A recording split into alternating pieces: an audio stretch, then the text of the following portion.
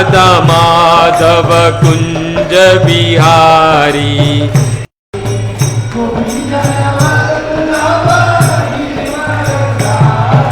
जय राधा माधव कुंज बिहारी, गोपी जन वल्लभ गिरिवरधारी।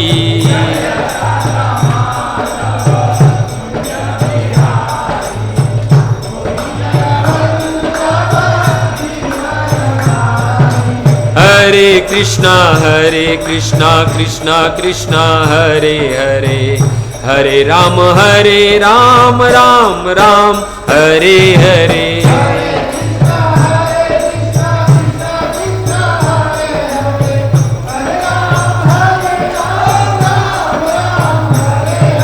हरे कृष्णा कृष्णा कृष्णा हरे हरे, हरे राम राम राम हरे हरे।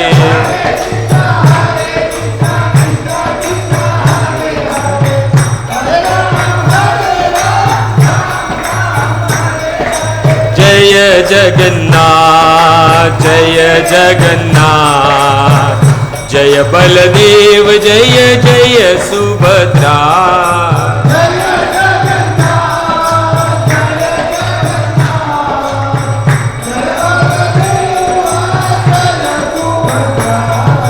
जय जगन्नाथ जय जगन्नाथ, जय बलदेव जय जय सुभद्रा।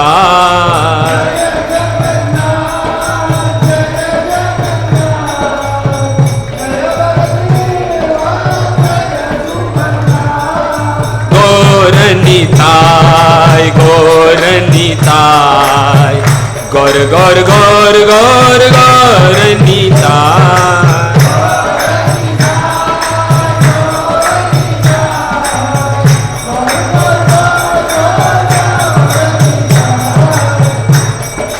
जय प्रभुपाद जय प्रभुपाद, जय प्रभुपाद जय शील प्रभुपाद।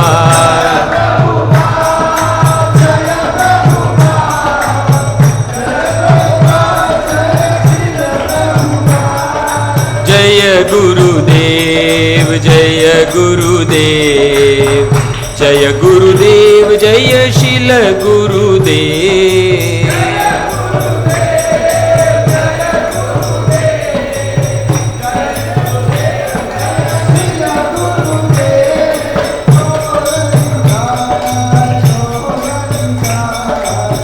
गौर गौर गौर गौर गौर निताय।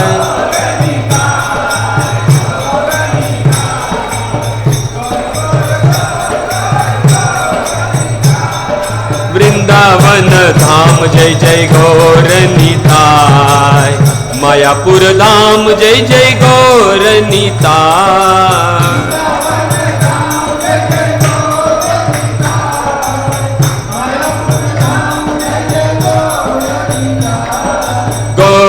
गौरनिताय गौरनिताय, गौर गौर गौर गौर गौरनिताय।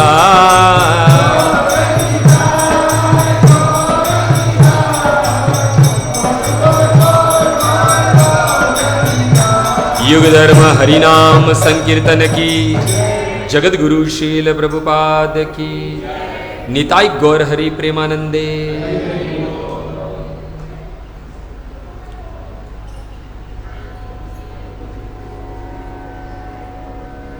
ओम नमो भगवते वासुदेवाय।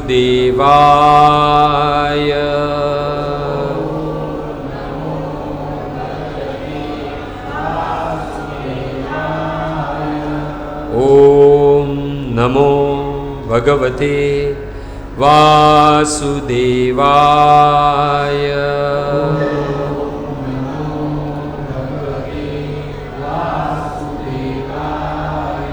ओम नमो भगवते वासुदेवाय।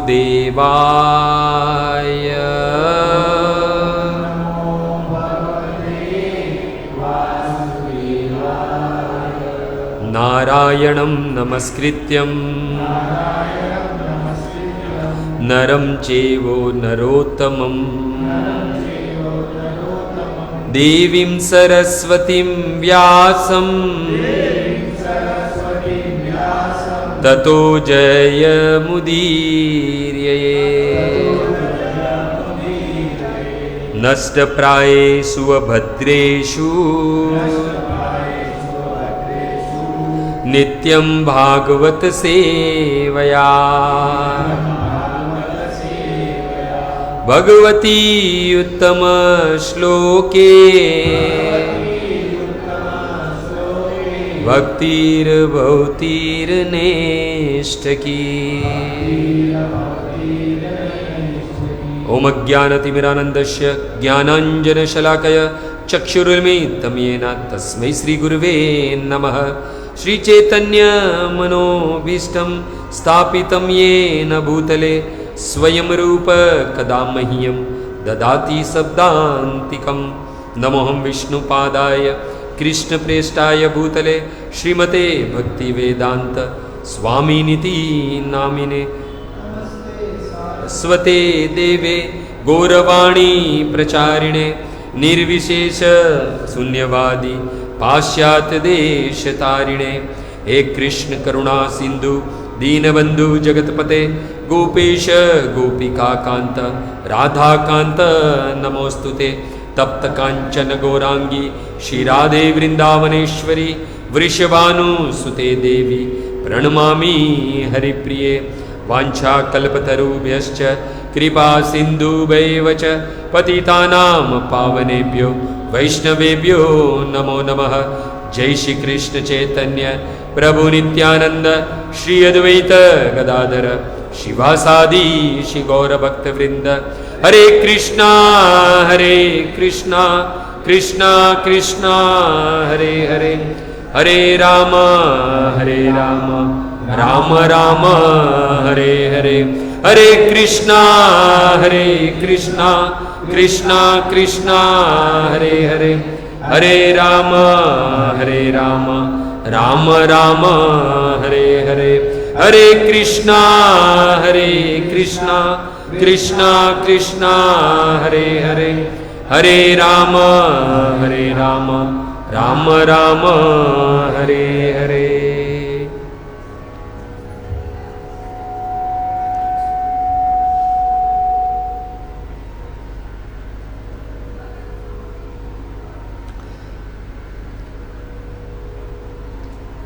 यं ब्रह्मा वरुण रुद्र मरुत स्तुवन्ति दिव्ये स्तवे। वेदे साङ्गपदक्रमोपनिषदे गायन्ति यं सामगा। ध्यानावसिस्ततत् गतेन मनसा पश्यन्ति यं योगिनो यस्यान्तं न विदुसुरा सुरगणा। देवाय तस्मै नमः, देवाय तस्मै नमः। मखेश्वरी क्रियेश्वरी स्वदेश्वरी सुरेश्वरी त्रिवेद भारतीश्वरी प्रमाण शासनेश्वरी रमेश्वरी क्षमेश्वरी प्रमोदकाननेश्वरी ब्रजेश्वरी ब्रजादिपे श्रीराधिके नमोस्तुते। श्री राधिके नमोस्तुते। जय जय राधा रमण, जय जय नवल किशोर, जय गोपी चित चोर प्रभु, जय जय माखन चोर, जय जय माखन चोर। श्री कृष्णचंद्र भगवान की, श्री रामचंद्र भगवान की, जगत गुरु शील प्रभुपाद की जय। पाछड़ कौन आवाज करे? कहने के बंद कर।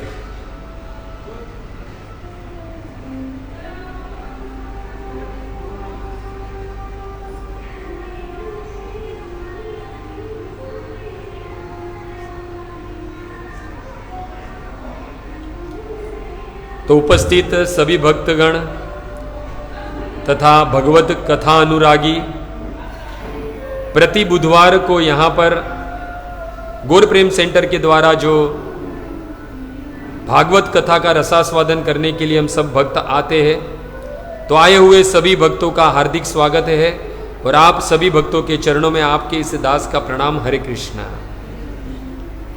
तो आज का विषय क्या है, किसी को पता है? वास्तविक धन क्या है? धन मतलब समझते हो ना, डॉलर, पाउंड, रुपया, है ना, वो धन है। तो इस संसार में धन संपत्ति देखा जाए तो वास्तविक धन क्या है?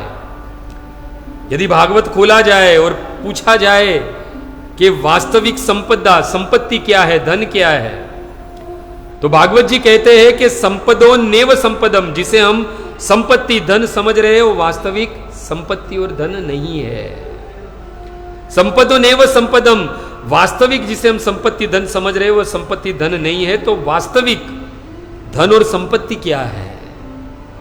तो भागवत कहता है संपदन नारायण स्मृति, नारायण की, भगवान कृष्ण की, राम की स्मृति होना ही वास्तविक संपत्ति है, संपदा है।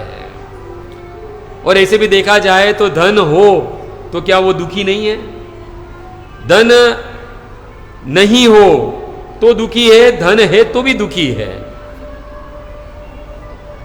क्योंकि इस संसार पे पदम पदम विपदम, पद पद पर विपदा है, और जिसे हम विपदा समझ रहे हैं वो भी विपदा नहीं है। विपदो नेव विपदम, जिसे हम विपदा समझ रहे हो वास्तविक विपदा नहीं है। इस संसार में विपदा क्या है? तो कहते हैं विपद विस्मरण विष्णु, भगवान का विस्मरण हो जाना ही वास्तविक विपदा है, दुख है, कष्ट है। ये धन संपत्ति नहीं होना कोई दुख नहीं है, कष्ट नहीं है। वास्तविक धन है भगवान का नाम, भगवान का स्मरण है। प्रभु श्री राम एक बार हनुमान जी से मिले और हनुमान जी से कहा सब कुछ कुशल मंगल है? तो हनुमान जी कहते हैं कहूँ हनुमंत विपति प्रभु सोई, जब तब सुमिरन भजन न होई, जब तब सुमिरन भजन न होई। हे प्रभु, जिस वक्त आपका नाम स्मरण नहीं होता है, आपका भजन नहीं होता है, उसी वक्त वास्तविक विपदा है, वास्तविक जीवन में दुख और कष्ट आ जाता है। और यही भगवान का नाम, भगवान का स्मरण करवाने के लिए ही तो चैतन्य महाप्रभु जो है इस कलयुग में राधा कृष्ण, राधा भाव द्युति सुमिलितम, राधा और कृष्ण के मिलित रूप चैतन्य महाप्रभु इस धरातल पर प्रकट हुए, वास्तविक धन प्रदान करने के लिए। भगवान के प्रेम रूपी धन, नाम रूपी धन, गोलोकेर प्रेम नाम संकीर्तन, वो प्रदान करने के लिए चैतन्य महाप्रभु जो है, साक्षात कृष्ण जो है, देह तो कृष्ण का था, परंतु जो देह के अंदर भीतर रहने वाला हृदय और अंग कांति और राधा की लेकर, वही भगवान कृष्ण इस कलयुग में चैतन्य महाप्रभु के रूप में प्रकट हुए हैं। ऐसे देखा जाए तो धन संपत्ति, उसमें सुख कौन सा है? इंद्र है, इंद्र के सारथी का नाम है मालती। क्या नाम है? मालती। पद्म पुराण में भूमि खंड में वर्णन है कि ययाति महाराज से ये मालती कहते हैं कि अर्थस्य ऊपर जाने दुखम। वास्तविक देखा जाए तो धन का उपार्जन करना यानी धन को अर्जित करना एक कष्ट है, और उससे भी ज्यादा कष्ट क्या है? दुखम अर्जित रक्षणे, जो अर्जित किया हुआ धन है उसकी रक्षा करना। जितना कष्ट दुख धन अर्जित करने में, धन कमाने में नहीं है, उतना उसकी रक्षा करने में जाता है। और तीसरा सबसे बड़ा भय है उस धन का नाश हो जाना। देखो, पहला दुख तो हमें धन कमाने में दुख होता है कि नहीं होता है? कष्ट होता है। दूसरा, जो धन कमा लिया है उसकी रक्षा करने में भी दुख है। और तीसरा है, जब वो धन कमाया है वो चले जाए तो भी दुख है। तो बताओ, वास्तविक धन में सुख कहां है? 5 वस्तुएं, ये मालती ययाति महाराज से कहते 5 ऐसी वस्तुएं जिससे भय है कि हमारी संपत्ति, हमारा धन न चला जाए। सबसे पहला है चोर, चोर हमारा धन चोरी करके न लेकर जाए। दूसरा है पानी, अगर बाढ़ आ जाए तो हमारी धन संपत्ति सब कुछ बहा कर लेकर चले जाए। तीसरा है आग, अगर अग्नि लग जाए तो सारी धन संपत्ति जलकर राख हो जाए। और चौथा है स्वजन, हमारे ही स्वजन हमारे धन को लेकर न चले जाए। हम देखते हैं ना, कोर्ट में बड़े बड़े केस चलते हैं कि ये मेरी जमीन है, मेरा जमीन है, ऐसा करके आपस में ही स्वजन परिवारजन ही है वो झगड़ा करते हैं। तो पहले चोर, दूसरा पानी, तीसरा आग, चौथा स्वजन, और 5वां है राजा यानी इनकम टैक्स। 8 बजे नहीं, और मोदी साहब ने जैसे डिक्लेयर कर दिया कि 2000 की नोट बंद, 1000 की नोट बंद, सारी धन संपत्ति धरी के धरी रह गई, है ना। तो 5 वस्तु से भय है कि धन का नाश हो सकता है। तो वास्तविक धन में सुख नहीं है भक्तों। गरुड़ पुराण में पूर्व खंड में सुद गोस्वामी सोनक आदि ऋषियों से कहते हैं कि वास्तविक धन क्या है? धन वो है कि ऐसा धन कमाओ जिसे राजा या चोर, अग्नि, पानी, ये कोई भी हर के न लेकर जाए। वास्तविक धन वो है। धनस्य यस्य राजभ्यो भयम न अस्ति न चोरात, ना चोर से भय न राजा से भय, ऐसा धन कमाना चाहिए। और वो धन कैसा होना चाहिए कि मृत्युश्च यन्न मुच्यते, मृत्यु के बाद भी वो धन है वो हमारे पास में रहे। और वो धन कौन सा है? हरे कृष्णा कृष्णा कृष्णा हरे हरे, हरे राम राम राम हरे हरे। ये वास्तविक धन है। पूरा जीवन आप भजन भक्ति ना करो। हाँ? यमराज जी कहते हैं कि 3 जन है, उसे तो मैं अपने पर्सनल हाथों से दंड देता हूं। पहला के जीवान भक्ति भगवत गुणानुमध्य, जिसकी जीवा कभी भी भगवान राम और कृष्ण के गुणों में न लगी हुई हो। दूसरा, चेतस्य न स्मरति तत्चरणारविंदम, जिसका मन भगवान के चरण में न लगा हो। और कृष्णाय नो नमति यत सिर एकादपि, और जिसका ये सिर मस्तक एक बार भी भगवान के चरणों में ना झुका हो, उसको स्पेशली मारते मारते मेरे पास लेकर आना, अपने दूतों से कहते हैं। और बाद में अपन वो दूतों से नहीं कहेंगे कि भाई थोड़ा कम मार, है? तेरा अकाउंट नंबर दे दे, तेरे अकाउंट में मैं आरटीजीएस कर दूंगा, चलेगा? नहीं चलेगा। है? वो तो और पीटेंगे कि उधर भी यही कार्य किया है और मरने के बाद भी वही कार्य कर रहा है, और पीटे जाएंगे। इसलिए धन वो कमाओ जो मरने के बाद भी हमें काम आए। गरुड़ पुराण में पूर्व खंड में सुद गोस्वामी सोनको से कहते हैं कि धन ऐसा कमाओ कि मृत्यु के बाद भी वो काम आए। और भागवत तो कहता है कि चाहे धन के ढेर पर खड़े रह जाओ, परंतु हमारा मन यदि भगवान की कथा में और भगवान में अगर लगता नहीं, तो सारा श्रम, सारी धन संपत्ति श्रम एवं ही केवलम, वो मात्र गधे और पशु के समान किया हुआ श्रम ही है। और भक्तों देखा जाए तो इस संसार में, ये संसार बड़ा दुखों से भरा है। भगवान भगवत गीता में कहते हैं दुखालयम शाश्वतम, ये जो जगत है वो दुखालय है।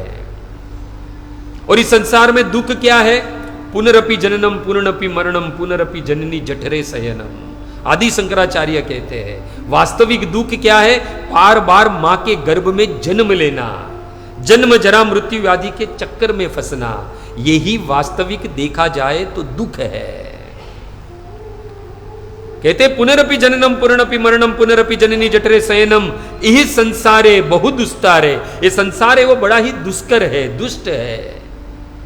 परंतु यदि वो मुरारी कृपया अपारे पाही मुरारे, यदि उस मुरारी के शरण में, उस कृष्ण के शरण में चले जाओ तो अवश्य ये दुखों से मुक्ति मिल जाए।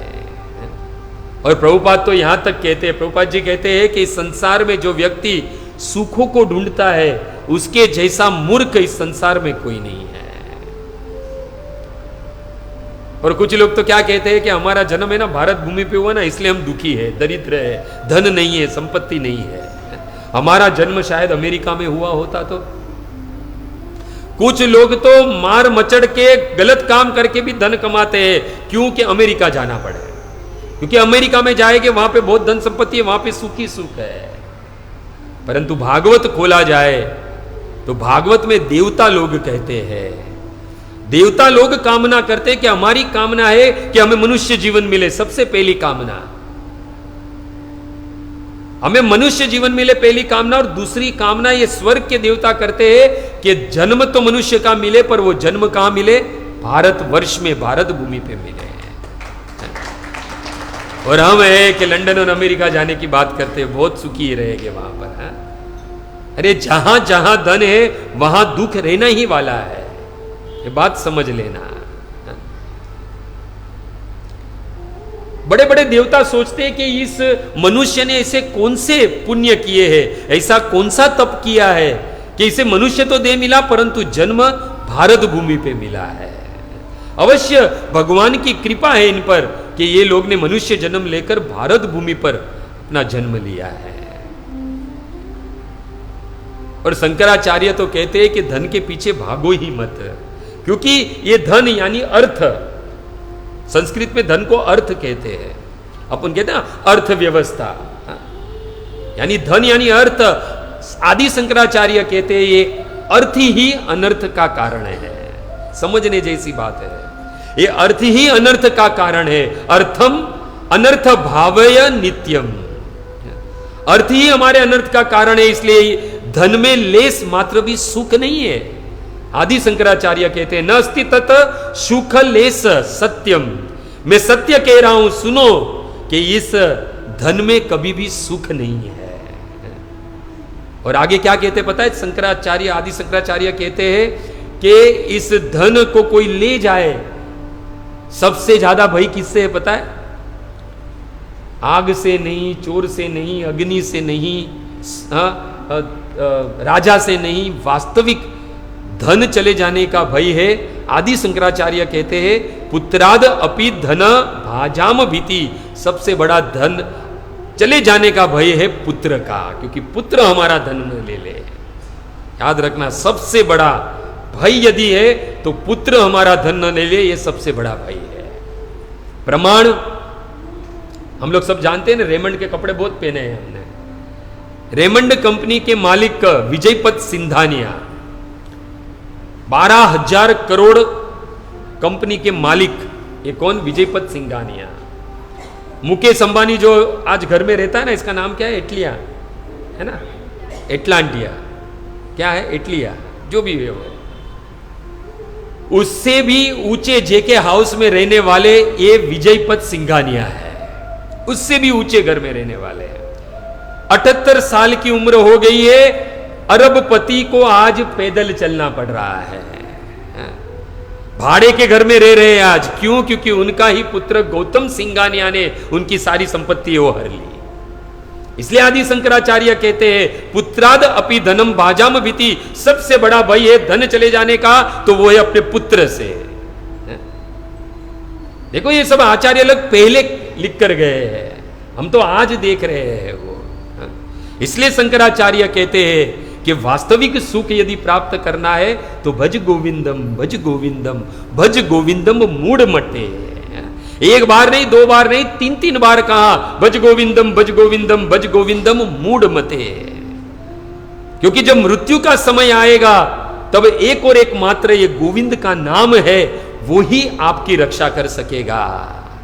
याद रखना, चाणक्य पंडित कहते हैं जीवन भर करोड़ों सुवर्ण मुद्राएं कमा लीजिए, चाहे धन के ढेर पर बैठ जाइए, परंतु अंत समय आयुष्य क्षण को भी अपी न लभ्य सुवर्ण कोटि भी, जब मृत्यु का समय आएगा तो ये सारी संपत्ति देकर भी आप लोग एक क्षण जो है जीवन का खरीद नहीं सकते हैं। बताओ तो किस काम की है संपत्ति? अगर भगवान का नाम लिया जाए तो भगवान तो मरे हुए को भी पुनः जीवित कर सकते हैं। तो धन वो कमाओ जो मरने के बाद भी काम आए और जीते जी भी काम आए। इसलिए शंकराचार्य कहते हैं कि धन जो है वो वास्तविक भगवान का नाम है, जो अंत समय में भी हमारी रक्षा करेगा, अंत समय में भी। और आदि शंकराचार्य कहते हैं कि धन जन और यौवन कभी भी गर्व मत करो, धन पर कभी भी गर्व मत करो, अपने जन का बल है उस पर भी नहीं और अपने यौवन पर भी नहीं। कहते हैं मां कुरु धन जन यौवन गर्व हरिते निमिषा तत्काल सर्वम। एक पलक झपकते से ही काल आएगा और सब कुछ हर कर चले जाएगा। इसलिए धन जन और यौवन पर कभी भी गर्व नहीं करना चाहिए, अभिमान नहीं करना चाहिए। कल का इतिहास भक्तों, माइकल जैक्सन है ना, कितनी धन और संपत्ति कमाई है। इतना धन था कि उसने पूरी योजना बना के रखी थी कि वो 150 साल तक जिएगा। कितने साल? 150 साल तक। किसी से हाथ भी मिलाता था तो पहले दस्ताने पहनते था, फिर हाथ मिला था। लोगों के बीच में जाता था तो मास्क पहनकर जाता था। अपनी देख रेख के लिए 12 डॉक्टर रखे थे जो सुबह में उसके बाल के, सिर के बाल से लेकर पैर के नाखून तक जांच करते थे। उसका खाना भी लेबोरेटरी से चेक होकर आता था। स्वयं को व्यायाम और फिट रखने के लिए 12 ट्रेनर उसने अपने पास रखे थे। धन था, संपत्ति था, सोच रहा था धन प्रचुर मात्रा में है, मैं मृत्यु पर भी विजय प्राप्त कर लूंगा। 1987 में उसने प्लास्टिक सर्जरी की। अश्वेत था यानी काला था वो, परंतु धन के बल पर वो गोरा भी हो गया। बताओ, धन के बल पर गोरा हो गया तो सोचने लगा तो अब तो मैं मृत्यु पर भी विजय प्राप्त कर लूंगा। अश्वेत से श्वेत यानी काले से गोरा हो गया तो अपने काले मां बाप को भी छोड़ दिया। गोरा होने के बाद उसने गोरे मां बाप को अपनाया और दोस्ती भी गोरों से ही करने लगा। शादी भी गोरी औरत से की। पहली औरत से डाइवोर्स हुआ, अपनी नर्स के साथ ही उसने शादी की।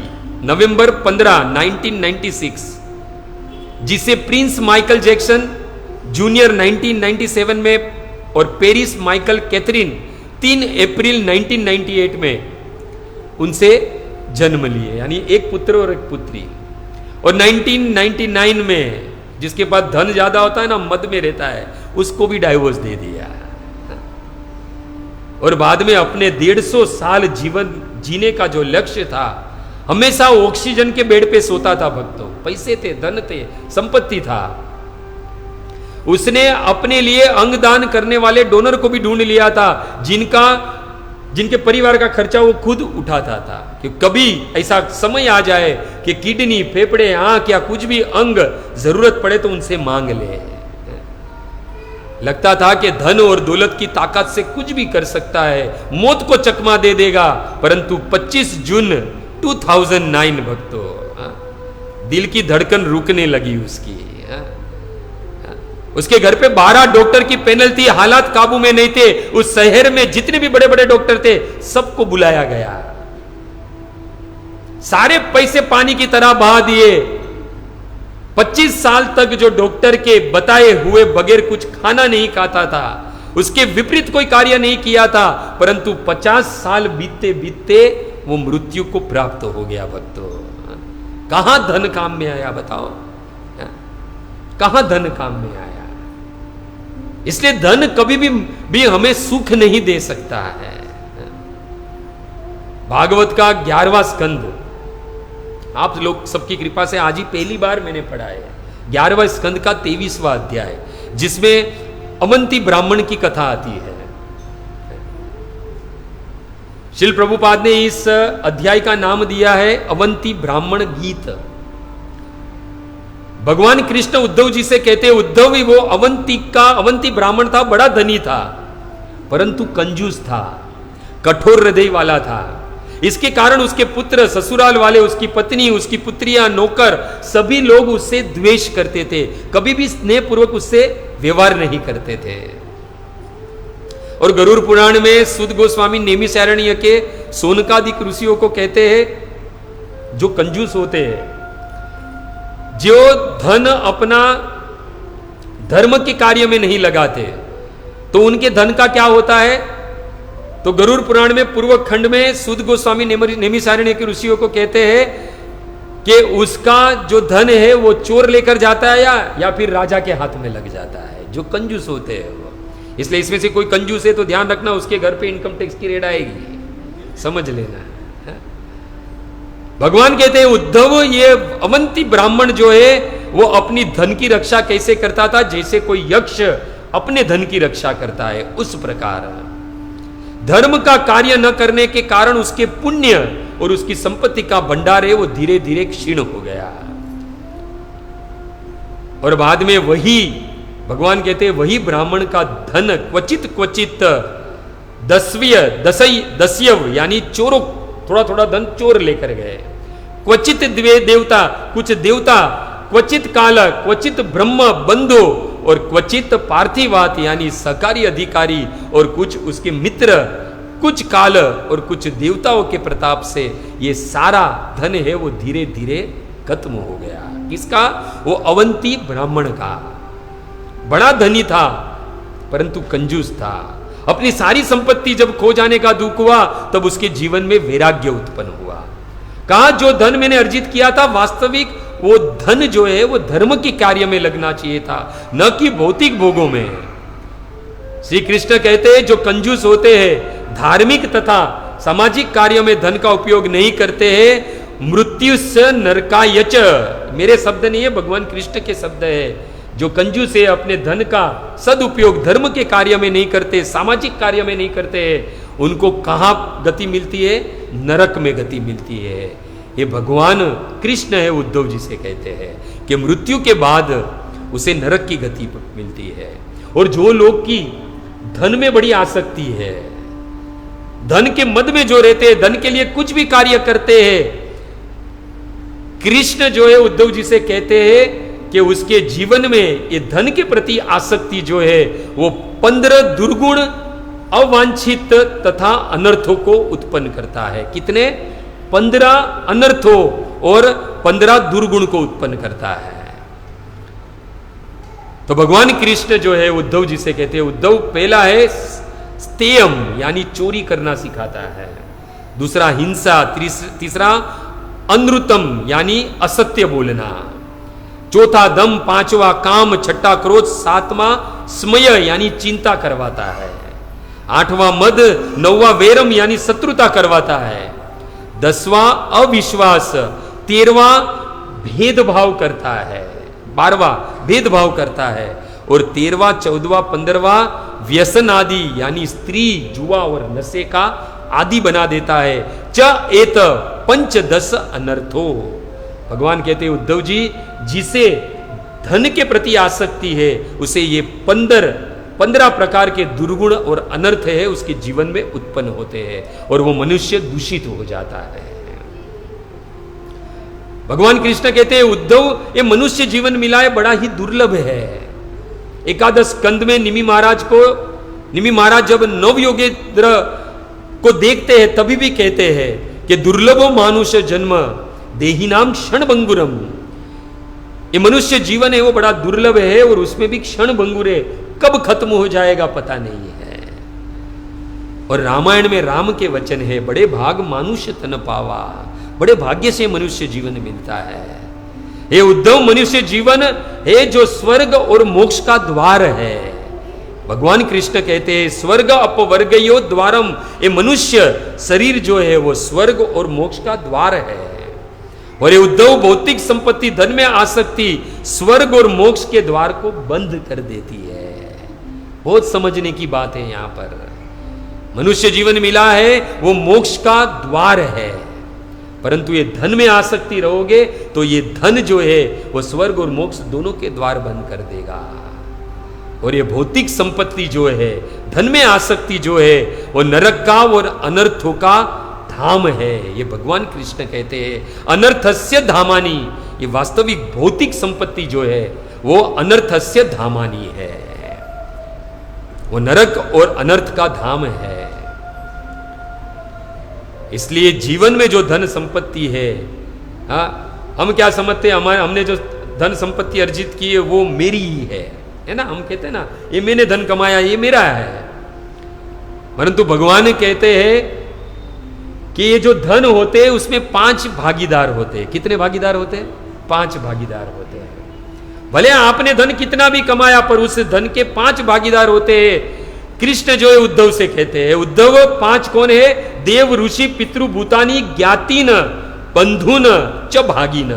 5 प्रकार के लोग हमारी ही कमाई हुई, अर्जित की हुई धन और संपत्ति के भागीदार है। सबसे पहले है देव यानी देवता, दूसरे है ऋषि जिनके आशीर्वाद, वैष्णवों के संतों के आशीर्वाद से हमें धन संपत्ति प्राप्त होती है। तीसरा है पितृ यानी हमारे जो पितर है वो। चौथा है भूतानी यानी सामान्य जीव। 5वां है समाज, ज्ञातीन यानी समाज वाले लोग। और छठा है बंधुन यानी विस्तारित परिवार के जन, जितने भी हमारे सगे संबंधी परिवार जन है वो। ये 5 जन है, 6 जन है वो ये वास्तविक ये हमारी धन संपत्ति के भागीदार है। और भगवान कहते हैं उद्धव यदि ये धन संपत्ति ये 6 में नहीं बांटी जाती है तो क्या होता है? अगर ये 6 जन में संपत्ति बांटी नहीं गई तो वो यक्ष वित्त, वो मात्र यक्ष की तरह अपनी संपत्ति को बनाए रखता है। और हे उद्धव पतति अध, ये अधोगति को प्राप्त होता है, नरक की गति को प्राप्त होता है और बार बार जन्म जरा मृत्यु आदि के चक्कर में फंसते रहता है। देखो कितना बड़ा है धन, धन धन करके हम लोग कितना धन कमाने के पीछे भागते हैं, पर वास्तविक धन क्या है? भागवत खोलो, रामायण खोलो तो पता चलता है। इसलिए अधिक संपत्ति भी अच्छी नहीं है। इसलिए तो मां कुंता कहते हैं ना जन्म ऐश्वर्य श्रुति श्री भी एद मान मद पुमान। है कृष्ण, ये ज्यादा सुंदरता, ज्यादा शिक्षा, ज्यादा उच्च कुल मिलना और ज्यादा संपत्ति मिलना, एद मान मद पुमान, वो तो मनुष्य को अभिमान और मद पैदा करता है। और अभिमान और मद है कृष्ण आपसे दूर लेकर चले जाते हैं। सामने खड़े भगवान को भी हम नजर नहीं, हम देख नहीं सकते हैं। अगोचर, भगवान हमारी दृष्टि से अगोचर हो जाते हैं। इसलिए मां कुंता कहती है कि ज्यादा संपत्ति अच्छी नहीं है, उससे तो अच्छा है विपद संस्तुता शस्व तत्र तत्र जगत गुरु बहुतो दर्शन यत सात पुनर्भव दर्शन। एक कृष्ण धन संपत्ति नहीं, हमें दुख दो। जीवन में दुख आएगा तो आपका स्मरण ज्यादा होगा, और जो जो आपका स्मरण करते हैं आप तुरंत ही उसकी रक्षा करने के लिए आप दौड़े चले आते हो, आप उनको अपना दर्शन देते हो, और आपका दर्शन ही वास्तविक जन्म जरा मृत्यु आदि के चक्करों को छुटाने वाला है, वास्तविक दुखों का मूल से नाश करने वाला है। और आगे कृष्ण कहते हैं पूरा अध्याय है ना, भगवान ने बहुत कुछ धन के बारे में बताया उद्धव जी को। 11 स्कंद और 23वां अध्याय याद रखना, पढ़ने जैसा है। कृष्ण कहते हैं उद्धव धन के लिए कुटुंब के लोग दुश्मन बन जाते हैं। हम देखते हैं ना, भगवान ने तो आते 5,500 वर्ष पहले किए कहा था, पर आज सत्य हो रहा है। यहां तक कि मनुष्य भातर दारा पितर सुहद, भातर यानी भाई पत्नी माता पिता मित्र, यहां तक कि एक आस्निग्ध यानी एक जो जीवन में सबसे ज्यादा प्रिय है उसको भी दुश्मन बना देता है, अश्यकृता शत्रुता कर देता है। कौन? धन जो है वो। हाँ? और भक्तों ऐसा धन क्या काम का, वो धन में आसक्ति किस काम की? हाँ? जो हमें अपनों से ही शत्रुता करवा दे। और देखा जाए तो उपनिषद कहता है कि आखिर इस जगत की संपत्ति है किसकी? उपनिषद कहते हैं ईशावास्यम इदम सर्वम यत् किंचय जगत्याम जगत, ये सारी संपत्ति जो है वो एक और एक मात्र किसकी है? कृष्ण की है, राम की है भक्तों। इसलिए तो भक्ति विनोद ठाकुर कहते हैं कि यदि हम कृष्ण को स्वामी मान ले और अपने आप को जीव कृष्ण दास है, ये विश्वास कोरे लो। यदि जीव को ये विश्वास हो जाए कि मैं दास हूं और कृष्ण स्वामी है, तो आर दुखो नाई, तो उसके जीवन में कभी भी दुख नहीं हो सकता है। वो सारी धन संपत्ति एक और एक मात्र मेरे कृष्ण, हमारे कृष्ण की है। और जो ये सोच लेता है ना, तो बिना धन भी वो इस दुनिया में सबसे बड़ा धनवान होता है भक्तों, बात समझना। शिल प्रभुपाद ने, हम सब जानते हैं कि किस प्रकार ये पूरे इस्कॉन को बनाया। करोड़ों की संपत्ति हो चुकी थी, सारे विश्व में इस्कॉन का डंका बज रहा था। ऐसा कोई देश नहीं था जहां इस्कॉन का मंदिर न हो और इस्कॉन के भक्त न हो। प्रचुर संपत्ति प्रभुपाद के पास इकट्ठा हो चुकी थी। प्रभुपाद के शिष्य ने कहा कि ये सारी संपत्ति आपकी है, आप चाहे तो अपना परिवार है उसमें भी बांट सकते हैं। धन्य है शिल प्रभुपाद। शिल प्रभुपाद ने कहा ये संपत्ति मेरी नहीं, ये संपत्ति एक और एक मात्र कृष्ण की है, कृष्ण की है। और ये एक भगवान का दासी समझ सकता है, दासी ये भावना रख सकता है और इस भावना पर कायम रह सकता है। नहीं तो व्यास आसन पर बैठने वाले तो भागवत को भी बेच दिया है आज। भागवत की भी बोली लगाई जाती है, इतना पैसा दोगे तब जाके मैं भागवत बोलूंगा। अरे जो साधन भगवान को धाम को प्राप्त करने वाला, उस साधन की भी सब लोग आज कीमत लगा रहे हैं, कीमत लगा रहे हैं। बड़ी बड़ी बातें तो बहुत करते हैं व्यास आसन पर बैठ के, पर धन में आसक्त है वो लोग। कथा के पैसे लेते हैं, बताओ। अरे कितना भी ज्ञान क्यों ना हो, बड़े बड़े श्लोक क्यों ना बोले जाते हो, अच्छा कंठ क्यों ना हो, परंतु भागवत दिल से नहीं बोला जा रहा है, क्योंकि उसमें भी स्वार्थ है धन अर्जित करने का। और वास्तविक देखा जाए तो धन में आसक्ति है। इसलिए भागवत वो साधन है जो हमें मोक्ष के द्वार तक लेकर जाता है। ब्रह्मा जी को भी संशय हो गया कि 7 दिन कथा सुनी और परीक्षित महाराज को भगवत धाम मिल गया, असंभव। यह असंभव है, हो नहीं सकता है। परंतु देखो कितना ये भागवत है जो 7 दिन में हमें मोक्ष के द्वार तक लेकर जाता है। प्रमाण है परीक्षित महाराज। परंतु आज व्यास आसन को भी, इस भागवत को भी धन के लिए बेचा जाता है।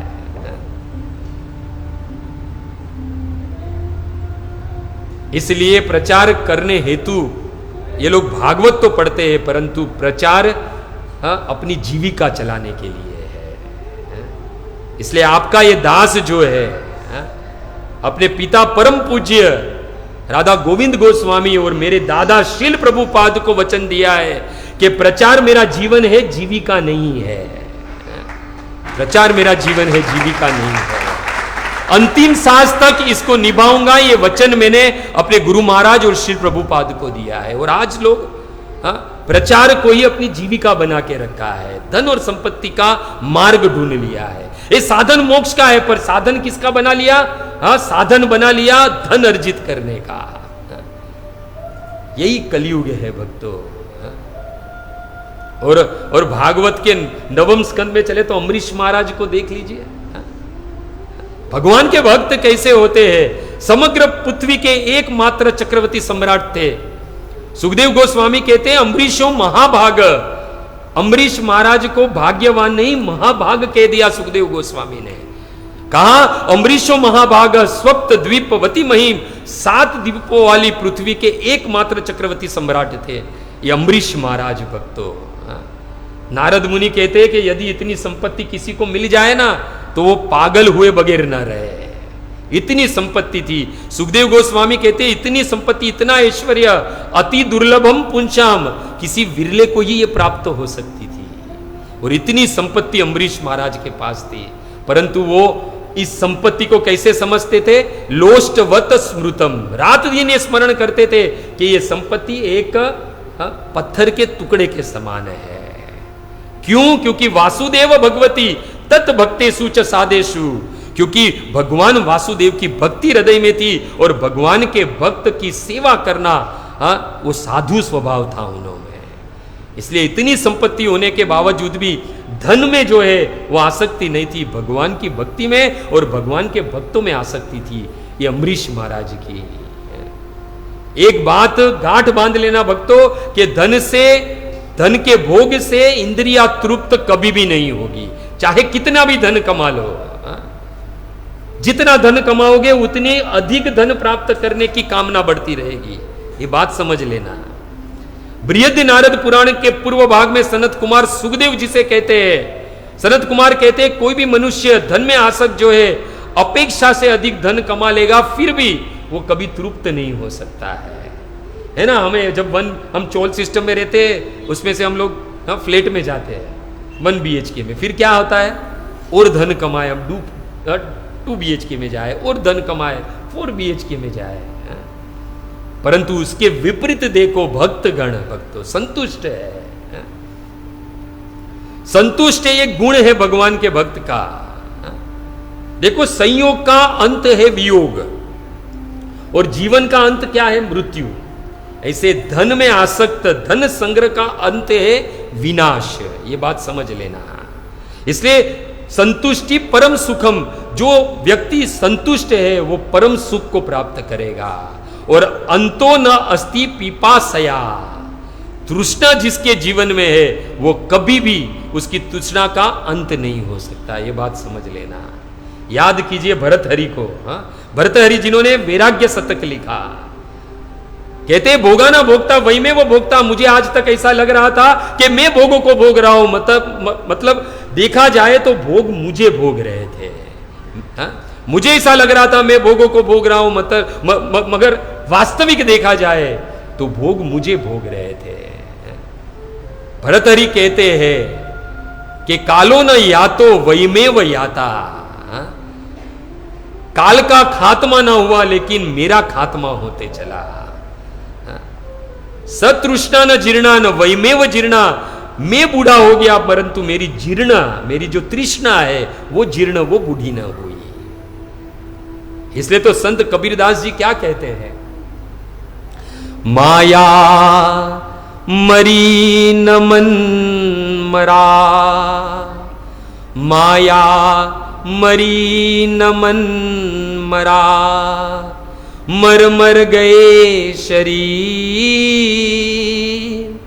आशा तृष्णा ना मरी, कह गए संत कबीर, कह गए संत कबीर।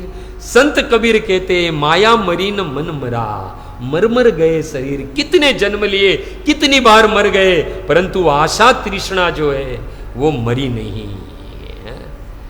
इसलिए चैतन्य चरित्रामृत में कृष्णदास कविराज गोस्वामी कहते हैं आत्मेंद्रिय प्रीति वांछा तारे बलि काम, जो अपनी इंद्रियों के लिए कार्य करते वो कार्य को काम कहा गया है, परंतु कृष्णेंद्रिय प्रीति इच्छा धरे प्रेम नाम।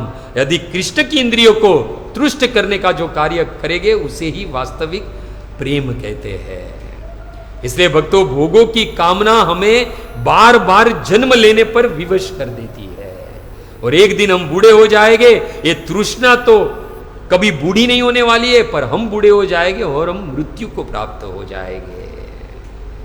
धन के पीछे भागते भागते कब हमारा निधन हो जाएगा ये हमें पता नहीं चलेगा, कब काल आएगा और काल मृत्यु रूपी काल हमें कब निगल लेगा हमें पता नहीं चलेगा, और सारी संपत्ति जो है धरी की धरी रह जाएगी। भागवत के 10वें स्कंद के 88वें अध्याय के 8 और 9 श्लोक में भगवान श्री कृष्ण युधिष्ठिर महाराज से कहते हैं कि मैं मेरे भक्तों पे विशेष कृपा करता हूं। कृपा तो मैं सब पर करता हूं, परंतु विशेष कृपा मैं मेरे भक्तों पर करता हूं। तो युधिष्ठिर महाराज ने पूछा कि आपकी विशेष कृपा कैसी है? आपकी कृपा का तो जाना है, परंतु विशेष कृपा क्या है? क्योंकि आपने कहा कि मैं मेरे भक्त पर विशेष कृपा करता हूं, तो विशेष कृपा क्या है? तो कृष्ण युधिष्ठिर महाराज से कहते हैं कि मेरी कृपा क्या होती है? यश्याम अहम अनुग्रणामि, मेरी कृपा कैसी होती है? हर्ष्य तत् धनम सने, धीरे धीरे उसका सारा धन है वो मैं हर लेता हूं। देखो ये भी भगवान की कृपा है। आप और हम जाते किसके लिए? धन मांगने के लिए, और धन मिल जाता है तो हमें लगता है कि भगवान की कृपा हो गई। भगवान की कृपा ये नहीं है, भगवान की विशेष कृपा भगवान दसम स्कंद में 88वें अध्याय के 8वें और 9वें श्लोक में युधिष्ठिर महाराज से कहते हैं कि वास्तविक मेरी कृपा क्या है कि हर्ष्य तत् धनम शने, धीरे धीरे मैं उसका धन हर लेता हूं। किसका? मेरे भक्त का। और दूसरी कृपा करता हूं उस पे क्या? तो कहते हैं तत् अधनम त्यजंती अस्य स्वजना, जब अधनम यानी वो दरिद्र हो जाता है तो उसके ही स्वजन और मित्र क्या है? उसको त्याग देते हैं। देखो ये कृपा है मेरे कृष्ण की है? ये बड़े भाग्य वाले पे ही हो सकती है, हमारे पे नहीं होगी है? कि हमारा धन छीन ले और बाद में हमारे संबंधी स्वजनों से झगड़ा भी करवा दे। और इतना ही नहीं, तीसरी मेरी कृपा क्या होती है? दुख दुखितम, और कष्ट देता हूं मैं उसको। देखो ये विशेष कृपा है मेरे कृष्ण की, ये सबके जीवन में नहीं आती है। कुछ लोग के जीवन में माला करते हैं, एकादशी व्रत करते हैं, मंदिरों में जाते हैं, परिक्रमा करते हैं, और दुख आता है ना तो कहते हैं कि क्या फायदा मेरे 10-10 परिक्रमा का, गिरिराज की इतनी माला कर ली, इतने सारे भोग लगवा लिए, फिर भी मेरे जीवन में दुख है। अगर भागवत की दृष्टि से देखा जाए, मेरे कृष्ण की दृष्टि से देखा जाए तो ये दुख नहीं, वास्तविक उनकी विशेष कृपा है। और बाद में भगवान कहते हैं कि जब वो धन कमाने के अपने प्रयासों से विफल हो जाता है, तब जाके जो मेरी विशेष से विशेष कृपा है, मत परे कृत मित्रस्य, वो मेरे भक्तों को अपना मित्र बनाता है। ये मेरी पहली विशेष कृपा। पहले क्या करते हैं? उसका धन हर लेते हैं, फिर स्वजनों में झगड़ा करवा देते हैं, फिर और दुख देते हैं। जितना भी धंधा करे, बिजनेस करे, धन का लॉस ही होता है। फिर क्या करवाते हैं? अपने भक्तों से मित्रता करवाते हैं और कहते हैं हे युधिष्ठिर, तब अंत में करश्य मत अनुग्रहम, तब जाके मैं अपनी विशेष कृपा है वो प्रदान करता हूं। और वो विशेष कृपा है मेरा प्रेम जो है वो वास्तविक में उसे प्रदान करता हूं, यहां तक अपने आप को उसे सौंप देता हूं। ये भगवान के वचन है। इसलिए तो आप देखो भागवत के वित्रासुर, देखा जाए तो पूर्व जन्म के चित्रकेतु महाराज, पार्वती का श्राप मिला और असुर की योनि मिली, 4 श्लोक कहे, भगवान प्रसन्न हो गए, प्रकट हो गए भगवान। भगवान ने कहा मांगो तुम्हें क्या चाहिए। 4 श्लोक को सुखदेव गोस्वामी ने चतुर्श्लोकी भागवत कह दिया। 4 श्लोक में क्या कहते हैं? हम होते तो बहुत कुछ मांगते हैं, यहां पर क्या मांग रहे पित्रासुर? पहले ही श्लोक में मांगा। भगवान ने क्या कहा? मत परे कृत मृत्युस्य, मेरे भक्तों के साथ सबसे पहले मैं मित्रता करवा देता हूं। इसलिए वहां पर भी पित्रासुर क्या मांगते हैं? पहले अहम हरे तव पाद एक मूल